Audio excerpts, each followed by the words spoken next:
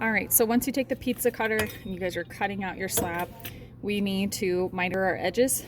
I dropped my phone on this, which is why it's dented, but I'm not keeping mine, so I'm just gonna keep rolling with the video. So when I miter the edge, I wanna create a 45-degree angle on this. So if we look at the side, this one I've already done. So we use that wire and we're just drawing it right across to get that 45-degree mark right there. So once I've done this side, I actually have to flip the slab over to make sure that I'm cutting the right type of angle and the right placement. And I know that this side is 45 degrees. So I'm just going to use this. I put it right flush with the edge. And then I put my thumb here. That way I can just pull it back really easy. So this is actually flat and flush with the table. So I get that 45. You're not lifting it up. It's flat with the table. We have our 45-degree side here. We don't use this other side, use the 45. Okay, and the reason why we do that is so when we place it around our cylinder, we're not having to overlap clay.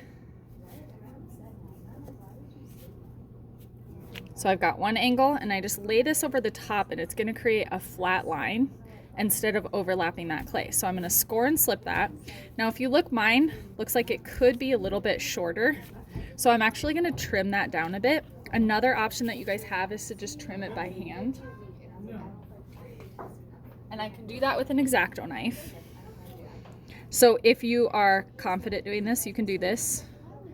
I'm just gonna trim mine down a little bit at that 45. If you want to recut and use the miter tool, you can. So it's just gonna lay flat a little bit more so I don't have to fight it as much. So I'm gonna score and slip that together.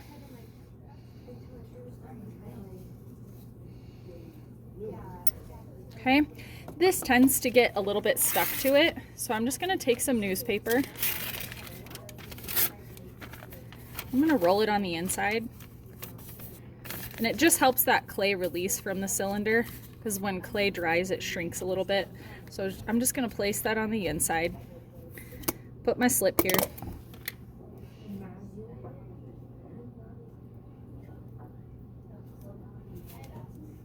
Score and slip that together. Press it together.